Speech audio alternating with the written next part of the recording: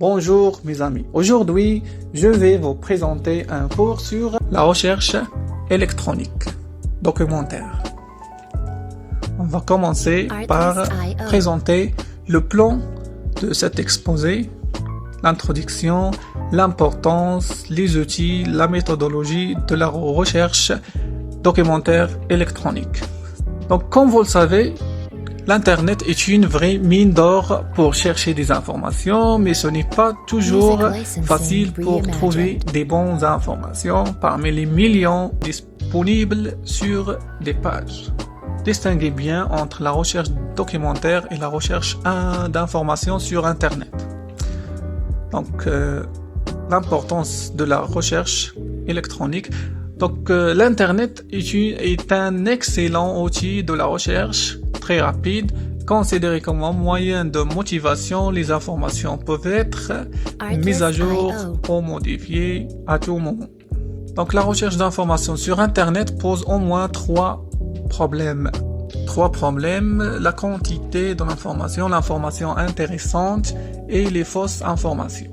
Donc, la quantité est colossale. On ne sait pas sur quel site aller pour trouver les informations. N'importe qui peut venir déposer des informations sur Internet, même des fausses informations. Les outils de la recherche électronique, on va parler des moteurs de recherche, les métamoteurs et les annuaires.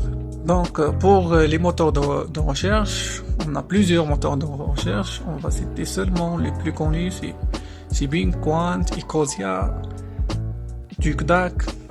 Donc le Bing, c'est un moteur de recherche historique développé par Microsoft. Ecosia, moteur qui s'engage auprès de la cause environnementale.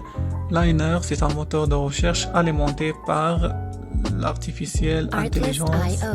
Startpage, qui protège la vie privée des utilisateurs. Donc le moteur de recherche, par exemple, l'utilisation du Google, on écrit le sujet dans la case de recherche, on trouve des milliers de résultats par seconde. Les annuaires ou bien encyclopédie en ligne ou bien en ligne, on va parler de Encarta, c'est une encyclopédie numérique, était disponible comme CD et on peut la télécharger. Elle contient plusieurs illustrations éducatives, des vidéos, des contenus interactifs, ce qui permet de trouver rapidement et facilement l'information. Donc pour chaque moteur de recherche, son propre robot. Par exemple, pour Google, le robot c'est Google. Pour Yahoo, c'est Slurp. Le robot ne sait faire que deux choses. Il clique sur les liens, récupère le code HTML des pages. Donc le robot arrive par exemple à votre page d'accueil, il clique sur le lien, récupère le code HTML et il l'envoie à Google. Donc c'est quoi un code HTML? C'est un langage informatique utilisé sur Internet. Ce langage est utilisé pour créer des pages web. Donc le robot clique sur tous les liens de la page, récupère le code HTML et l'envoie au moteur de recherche. Donc le robot va envoyer le code HTML de toutes les pages trouvées à Google. Et pour le processus des métamoteurs, le métamoteur interroge plusieurs moteurs de recherche simultanément et affiche à l'internaute une synthèse pertinente, comme vous voyez sur ce schéma. Donc les intérêts des métamoteurs, c'est de découvrir de nouveaux mots-clés, sélectionner le moteur de recherche le plus efficace. Donc les annuaires de recherche, appelés aussi des répertoires ou index, recensent des sites web et les classes par catégorie et sous-catégorie. La sélection des sites s'effectue manuellement. Exemple d'annuaire DMOZ. Deuxième partie, c'est la recherche documentaire. C'est une recherche de référence documents qui correspondent à une question documentaire. La méthodologie de la recherche électronique, on a 6 étapes.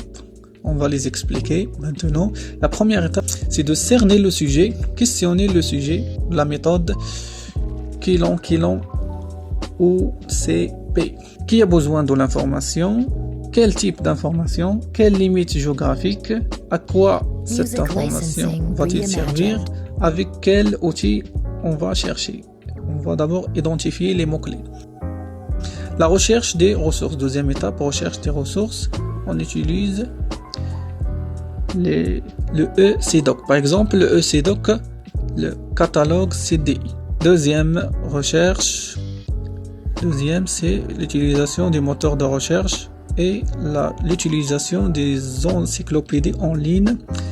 Troisième étape, c'est la sélection des documents afin d'effectuer une recherche en obtenant des millions de résultats, textes, sons, images, vidéos, etc. dont on sélectionne seulement les documents en relation avec le sujet, avec notre sujet. C'est-à-dire vérifier la fiabilité, pertinence et la bibliographie des informations. Quatrième étape, c'est d'extraire l'information. Extraire de l'information nécessaire peut lire des documents sélectionnés et on le transmet comme un seul document qui collecte les informations nécessaires. Traiter l'information, qui est l'auteur, quel est l'objectif du site, quel est le genre du site personnel ou bien un blog. Est-ce que la source est pertinente? S'agit-il d'un site officiel? Comment est le contenu du site? Mettre en forme l'information, c'est-à-dire l'utilisation, l'information employée dans des exposés, etc. Comme conclusion, comme toute technologie, la recherche sur Internet est une arme à double tranchant. Elle favorise le copier-coller et empêche certaines personnes de faire un effort. Elle peut tuer des pratiques saines comme la lecture, faire des expériences en réalité.